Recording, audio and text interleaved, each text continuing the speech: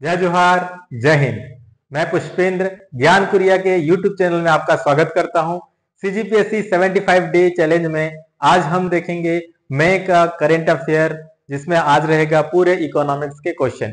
ठीक है, तो स्टार्ट करते हैं। पहला क्वेश्चन है विच ऑर्गेनाइजेशन, कौन सा ऑर्गेनाइजेशन है, ठीक है, वो world economic outlook report publish करता है। विश्व आर्थिक दृष्टिकोण का रिपोर्ट कौन सा संगठन प्रस्तुत करता है? वर्ल्ड बैंक, IMF, OECD और WTO।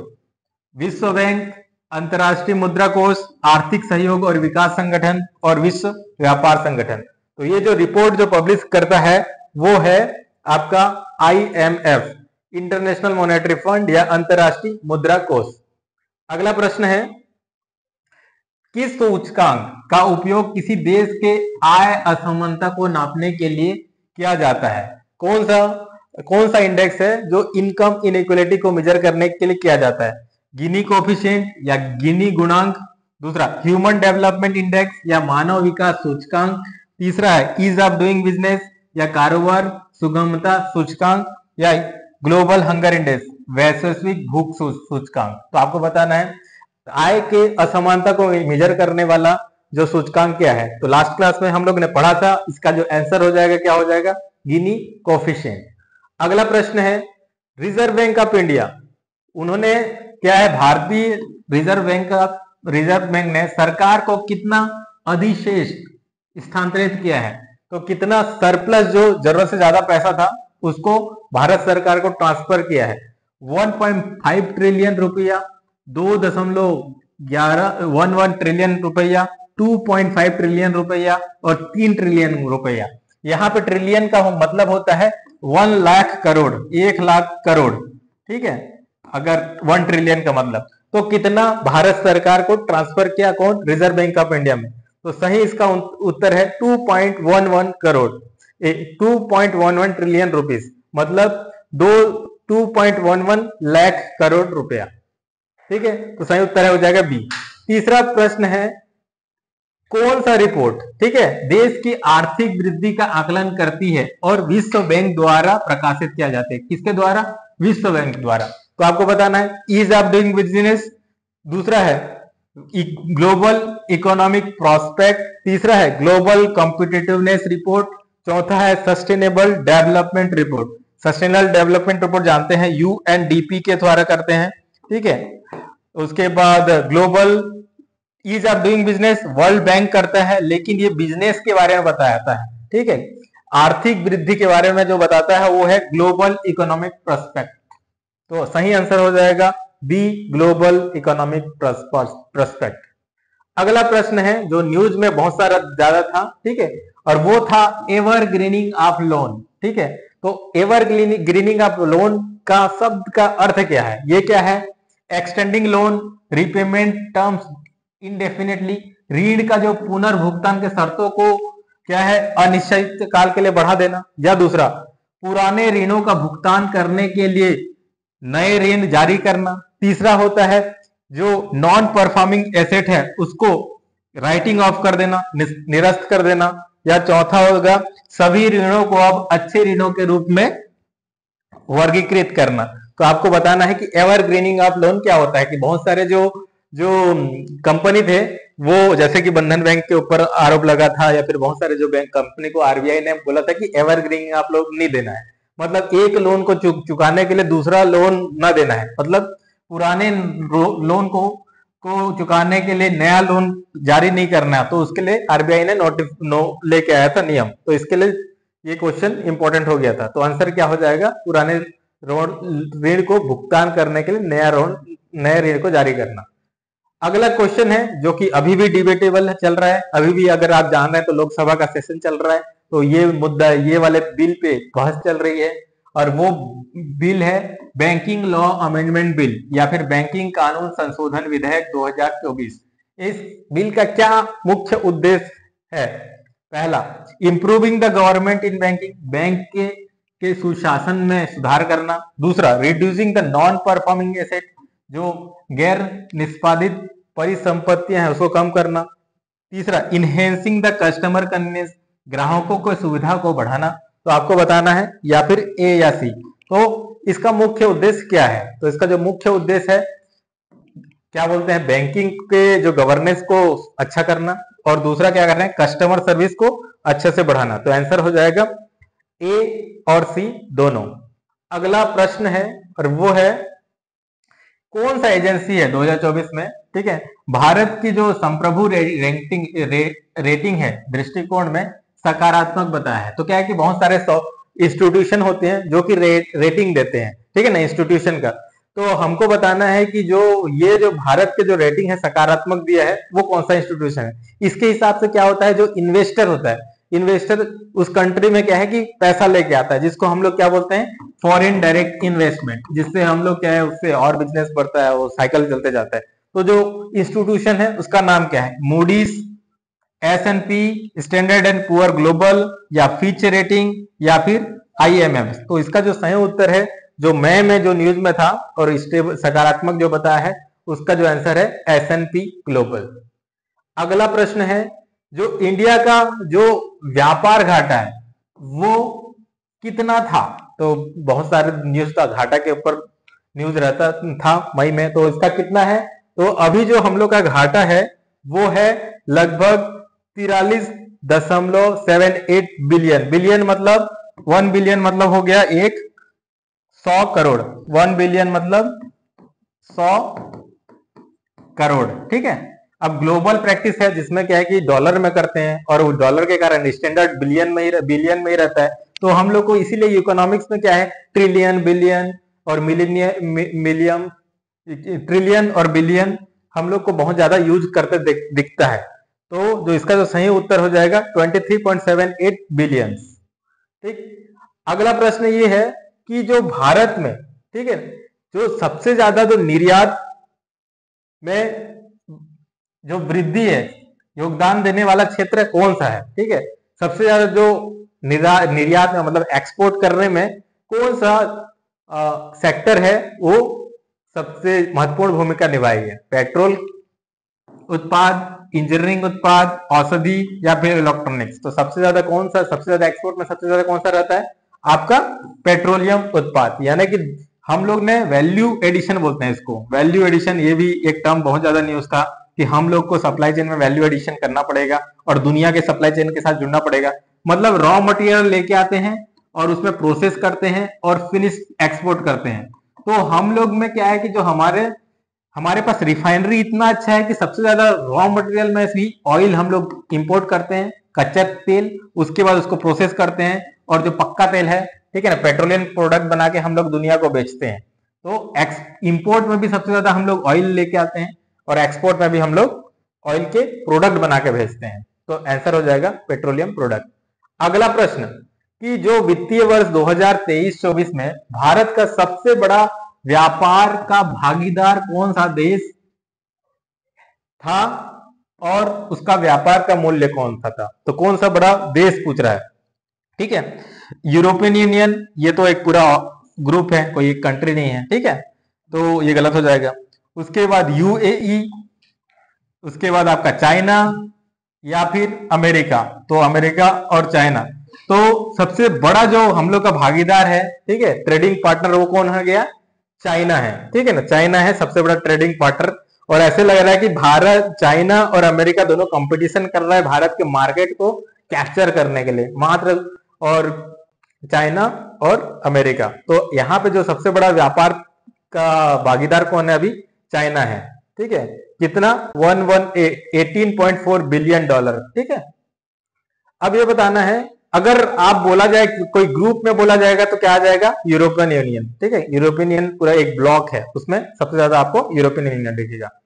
अगला प्रश्न है कि भारत और अमेरिका के बीच जो हम लोग ट्रेड करते हैं उसमें सरप्लस है, ठीक है ना, हम लोग सरप्लस है। तो जो ट्रेड का सरप्लस है, जो अधिकांश है, वो कितना है। चाइना, अभी देखिए भारत सबसे ज्यादा चाइना के साथ ट्रेड कर रहा है, लेकिन जो अमेरिका के साथ देखेंगे तो हम लोग में ट्रेड में सरप्लस है। तो वो बताना वो कितना सरप्लस है।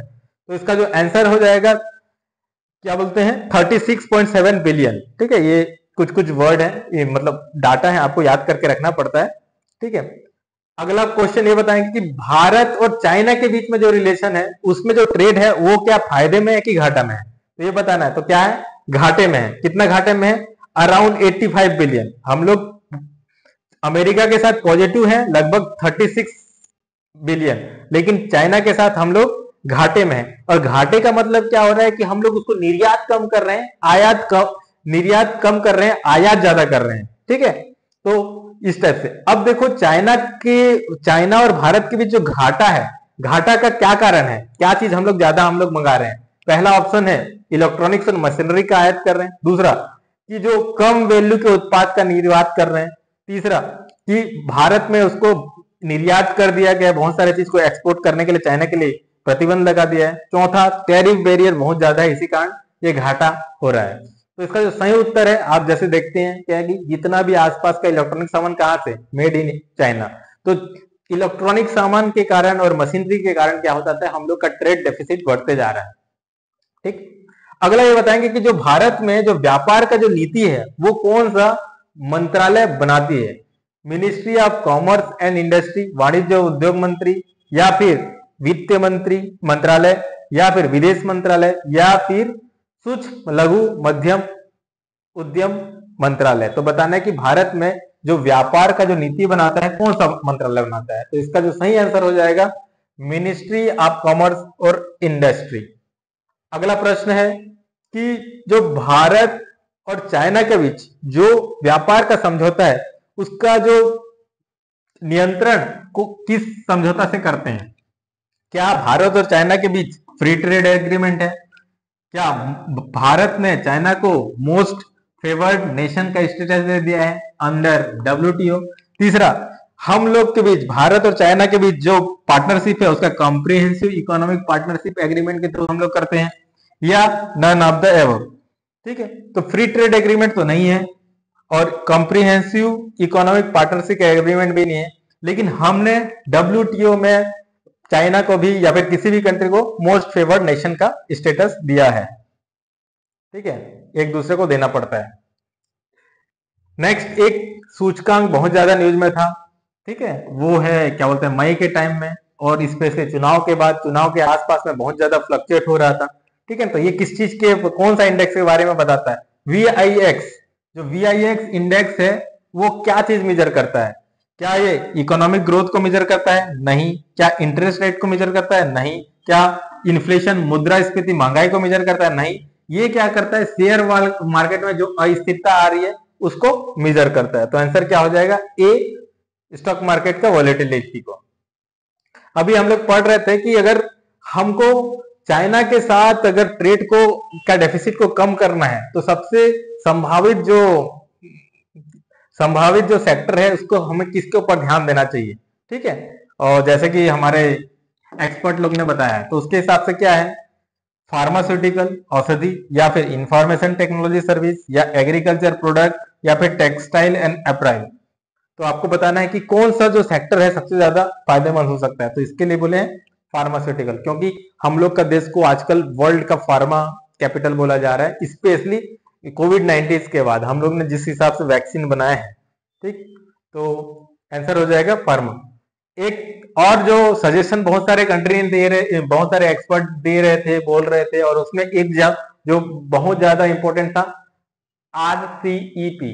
ठीक है ना, तो RCEP क्या है, रीजनल कॉम्प्रिहेंसिव इकोनॉमिक पार्टनरशिप है। एक ग्रुप है, जैसे कि यूरोपियन यूनियन एक ग्रुप है, वैसे RCEP एक ग्रुप है, और उसमें बताना है कि भारत की स्थिति क्या है और इसके कितने सदस्य हैं। तो बहुत सारे एक्सपर्ट बोल रहे थे कि न्यूज में कि भारत को जुड़ जाना चाहिए, उसके कारण एक्सपोर्ट ज्यादा हो सकता है। ठीक है, तो ये बताना है कि RCEP का भारत मेंबर है क्या, और उसमें 15 कंट्री हैं। ठीक, ये बताना है। दूसरा, भारत ने RCEP पर हस्ताक्षर किए हैं लेकिन पुष्टि नहीं किए हैं, ये स्टेटमेंट सही है कि गलत है। ठीक, तीसरा कि भारत ने 2019 में RCEP से बाहर रहने का निर्णय किया जिसमें 15 सदस्य हैं। चौथा, भारत RCEP में शामिल होने के लिए बातचीत कर रहा है जिसमें 14 सदस्य हैं। सबसे पहले तो RCEP में जो सदस्य हैं 15 सदस्य हैं। ठीक है, 15 सदस्य में कौन कौन है, एक तो 10 क्या है, एशियन कंट्री है। 10 जो आसियान है उसके जो कंट्री है आपका म्यांमार, ठीक है, इंडोनेशिया, मलेशिया, ठीक है, कंबोडिया, वियतनाम, फिलीपींस और ब्रुनई। उसके 10 के बाद क्या है? सिंगापुर। उसके बाद 10 के बाद क्या है आपका? न्यूजीलैंड है और ऑस्ट्रेलिया है। उसके बाद आपका जापान है और आपका जापान और साउथ कोरिया है। और एक इंडिया होना था, लेकिन क्या है कि इंडिया यहाँ पे पार्टिसिपेट नहीं किया है। ठीक है, तो आपका इस टाइप से 15 सदस्य हैं। और भारत इसमें शामिल है क्या? नहीं, भारत शामिल नहीं है। 2019 में हम लोग ने बाहर हो गए थे, निर्णय लिए। तो सही उत्तर क्या हो जाएगा? सी हो जाएगा, और 15 मेंबर है। अगला प्रश्न ये है कि जो वर्ष 2023-24 में वैश्विक कृषि के निर्यात में भारत का स्थान कौन सा था, और कृषि निर्यात में लगभग कितना वैल्यू है?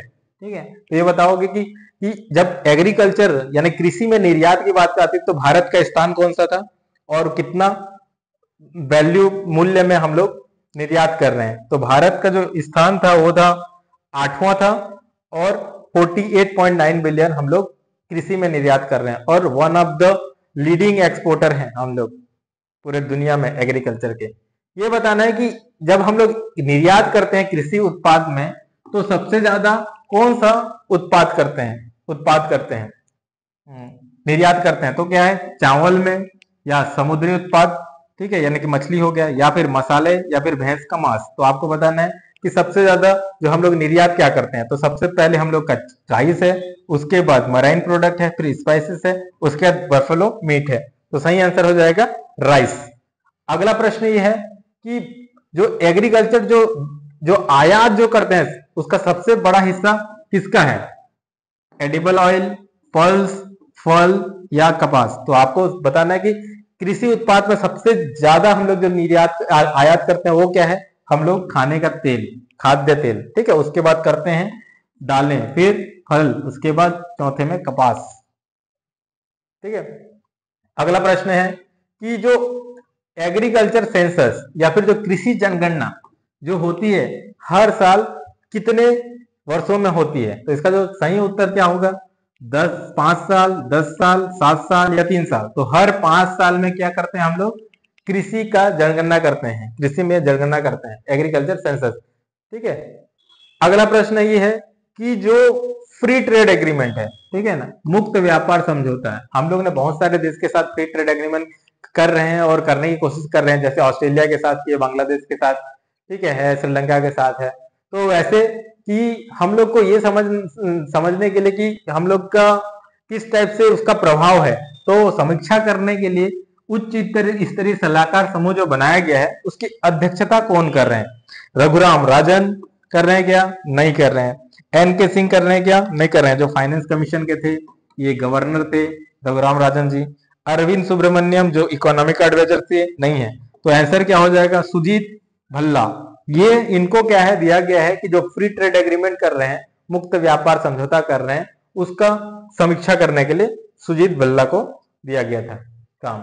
अगला प्रश्न ये है कि IIBX जो बहुत ज्यादा न्यूज में था, ठीक है ना, मई में, तो ये बताना है कि IIBX मतलब इंडिया इंटरनेशनल बुलियन एक्सचेंज, ठीक है ना, बुलियन एक्सचेंज, ये न्यूज में था। क्यों था? पहला, वर्ल्ड गोल्ड काउंसिल के साथ साझेदारी के लिए, नहीं। दूसरा, कुछ देश से बुलियन आयात पर प्रतिबंध करने के लिए, नहीं, ठीक है। सोने आधारित क्रिप्टो करेंसी की शुरुआत करके, नहीं। तो चांदी के व्यापार की शुरुआत और व्यापार समय का विस्तार करने के लिए। तो बुलियन क्या होता है? सोना, चांदी या मेटल का जो है, ठीक है ना, उसका भी एक एक्सचेंज है, तो उसके लिए ये न्यूज में था, ठीक है ना। चांदी, सोना के साथ चांदी का भी हम लोग ट्रेडिंग कर सकते हैं।